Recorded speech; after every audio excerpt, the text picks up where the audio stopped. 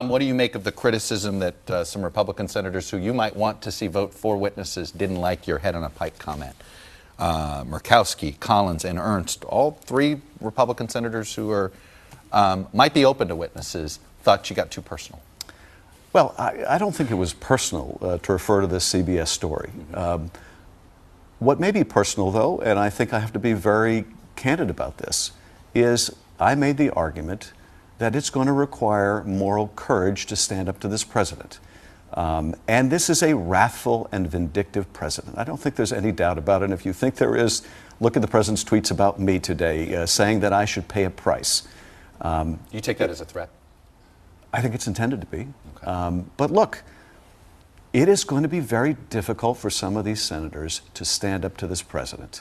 It really is. There's just no question about it. And I want to acknowledge that. And I don't want to acknowledge it in a way that is offensive to them. Mm-hmm. But I do want to speak candidly about it. And if this weren't an issue, there wouldn't be an issue about calling witnesses.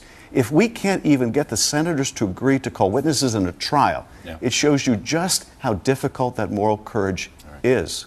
Another day, some more faux outrage by the right. The supposed issue at hand here is a CBS report claiming that senators were warned that if they voted against the president, their heads would be on a pike. The president defended himself once again today in a torrent of tweets.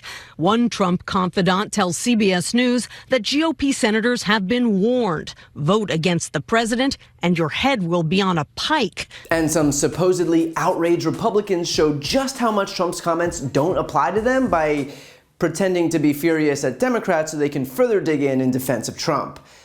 Got it. And look, these Republican outbursts are bad political theater at best. How are they going to pretend that they've never heard something so insulting as to suggest that Trump demanded their loyalty or else, when the guy's entire presidency is predicated on demands for loyalty? I mean, this is a guy who's made people swear loyalty oaths, and we're supposed to believe that Republicans are having fainting spells on the floor of the Senate at even the suggestion that he would continue to do the exact same thing he's been doing since before he got elected? Give me a break. Also, if Republican senators really wanted the benefit of the doubt that they were independently minded public servants deferring to the Constitution and not the president, they could just show it, even once. And yet instead, we have an entire political party playing pretend that the fact that extorting a foreign country for dirt on a political opponent and then orchestrating a large-scale cover-up operation is fine. General rule of thumb, if you're gonna be a spineless sycophant for the president, you don't get to act outraged when people call you out for being a spineless sycophant for the president. And here's the most absurd part, and that's that the president then took to Twitter to threaten Adam Schiff, writing, "Shifty Adam Schiff is a corrupt politician and probably a very sick man. He has not paid the price yet for what he has done to our country." And yet, shockingly, not one single Republican who needed smelling salts just to regain consciousness after Adam Schiff committed the cardinal sin of quoting a CBS article said a single word when the president threatened the Democratic chairman of the House Intelligence Committee. Not a word when the defendant in the ongoing impeachment trial threatened the prosecution's counsel in a tweet to 71 million followers.